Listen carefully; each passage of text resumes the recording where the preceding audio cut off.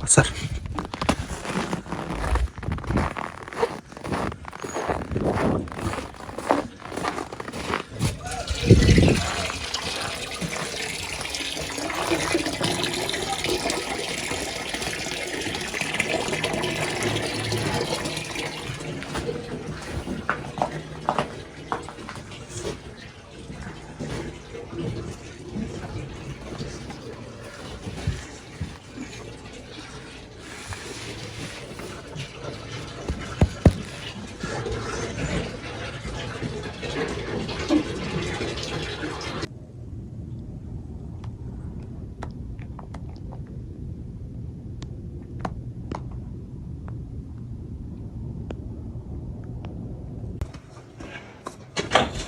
Ассалаумағалейкум, құрметті қазақ елі, құрметті отандастар, Қазақстан тұрғындары және де қазақ елінің көрермендері.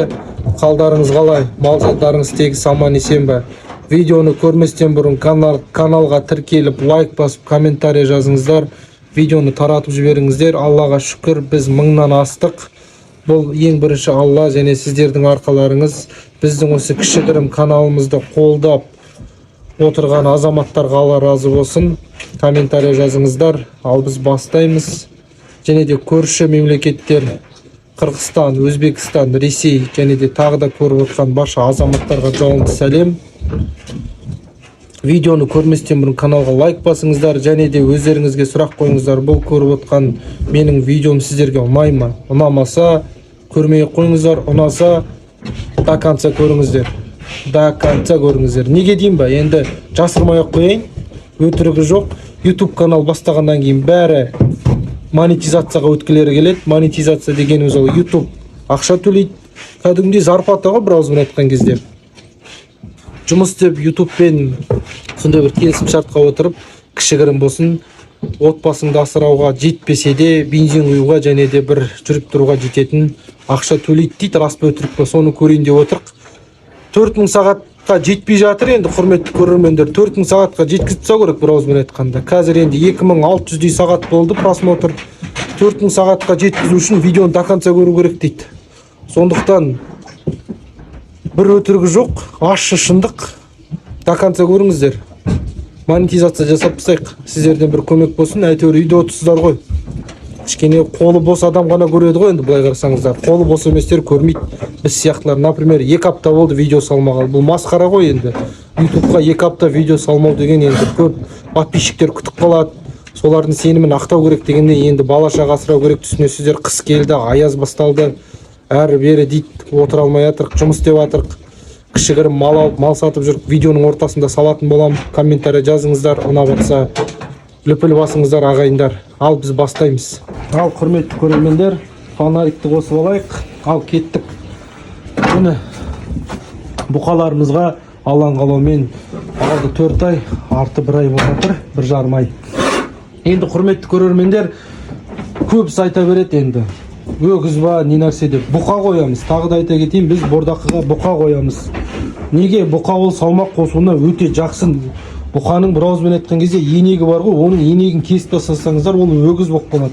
Ол өгіз болғаннан кейін ол ешқандай салмақ қоспайды. Ешкімге пайдасы жоқ. Сап сары ет сиырдың тайшаның етіндей болып шығады. Сондықтан құрметті көрермендер, біз бордақыға тек бұқа қоямыз. Міне біздің бұқаларымыз.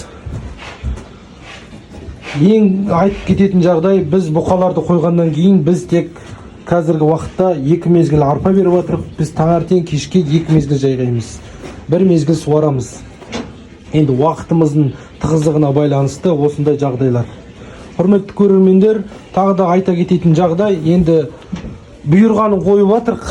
Енді бұқа кездеспесе бұзау қоямыз. Міне мынау сементалский подсос, бұзау емес бұл. Бұл шешесін сауған сементалский. Көрдіңіздер ме? Қалай семіріп жатыр. Сіздерге совет берем. бұқаға бордақыға бұқа қойсаңыздар, тек қана порода қойыңыздар. Ақбас, симментал.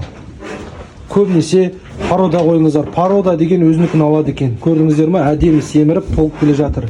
Міне ақбас подсос бұзау. Бұл подсос 7 айлық подсос бұзау көп өзгерді.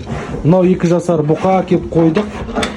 Тағы да айтып кететін жағдай, құрметті көрермендер, ақшаларыңызды аямай бордақы қойып атсаңыздар, ақшалар қысып қалмай, ой, количестводан бесполезно, качество маңызды. Сондықтан ақшаны қимай үлкен бұқа алып қойыңыздар. Міне мына бұқаны 340 мың алып қойдым, 2 жасар бұқа. Кем деген қазір еттей салмағы. Енді өзім жомалап отырмын, 180-190 көлемі деп. Үлкен дәу бұқа бір ауызбен айтқан кезде. Көреміз, Алла нәсіп етсе, қандай результат болатынын көреміз. Сіздермен әрдайым бөлісіп отырам. Рахмет сіздерге көріп отқандарыңызға. Міне, мыналар полторашка. Көрдіңіз бе? Полторашка мен 2 жасардың көп айырмашылығы бар. Мына полторашка бізге 230 мыңға келген. Енді көп подписчиктер айтып жатыр, Галштейн ет алмайды, семірмейді дейді. Я сіздермен келісем, толық келісем. Енді мынандай ситуациялар болады. Көп адамдар бұқалыққа бұқа іздейді.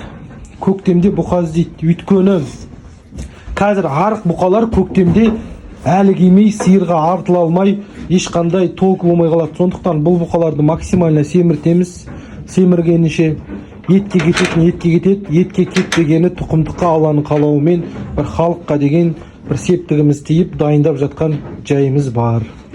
Бұйыртса жақсы бағаға өтіп кетеді деген ойдамын. Еттің бағасы Аллаға шүкір көтеріліп жатыр. Қазіргі видео бұқалардың бағасы бізде 2300-ден жоғары болып тұр, 2300. Енді Алла нәсіп етсе көтеріледі деген ойдамын. Әр қазақ бай қуатты болсын. Қазағымыз әрқашан шаңырақтарынан ет үзілмесін. Алла тағала қазағымызды әрдайым қолдап бір берекелі қазақ қылсын. Міне арттарынан түсіре кетейін. Боқ енді ренжімеңіздер енді. Бордақы болғаннан кейін болады енді. Айып етпеңіздер. Көбісі ренжіп жатады, неге тазаламайсың дейді. Тазалап бағамыз.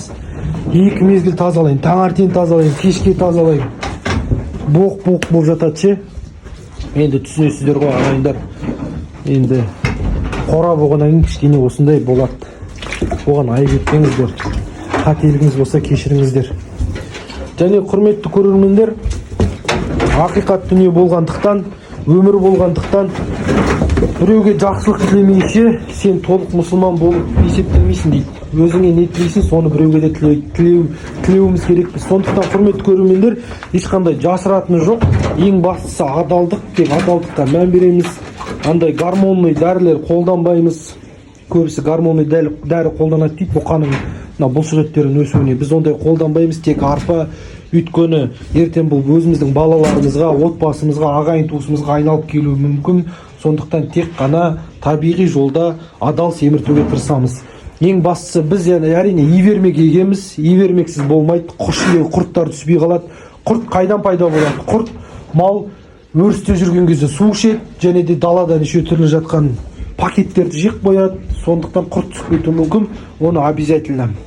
Еще бит болады, солардың бәрін тері асты, паразиттер болады, солардың бәріне құтылу үшін ивермек егеміз. Және бұқаның алдына обязательно тұз болу керек.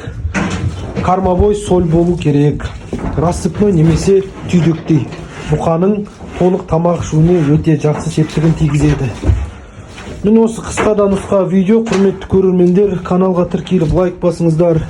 Ұнамаған жерлері болса айтыңыздар. Ешқандай реніш жоқ. Түзетуге және де сол қателікке жұмыс істеуге тырысамыз. Қорамыз осы енді. Бір кісімен келісіп қойғам. Төбесіне пеноплекс па сондай нетіп қойдым. 3 метр осылайна полностью жабыстырып тастауға ше. Тамаша, қораның суық болғанда жақсы екен. Бұқалар міне жейді. Подсос емес, бұзауларымыз қазір 4 килограмм, таңертең 4 килограмм, кешке 4 килограмм. Біреу ғана жеп тұр. Мынау 4 килограмм, 18 килограмм. Не, жоқ, 8 килограмм жеп тұр. Мынау 8 килограмм жеп тұр. Көрдіңіздер ме? Суық болғанда жақсы екен. Жейді бұқалар. Осы құрметті көрермендер, қолдай кетіңіздер, комментарий жазыңыздар, лайк басыңыздар. Аман сау болыңыздар. Келесі видеода кездескенше Күн жақсы болсын.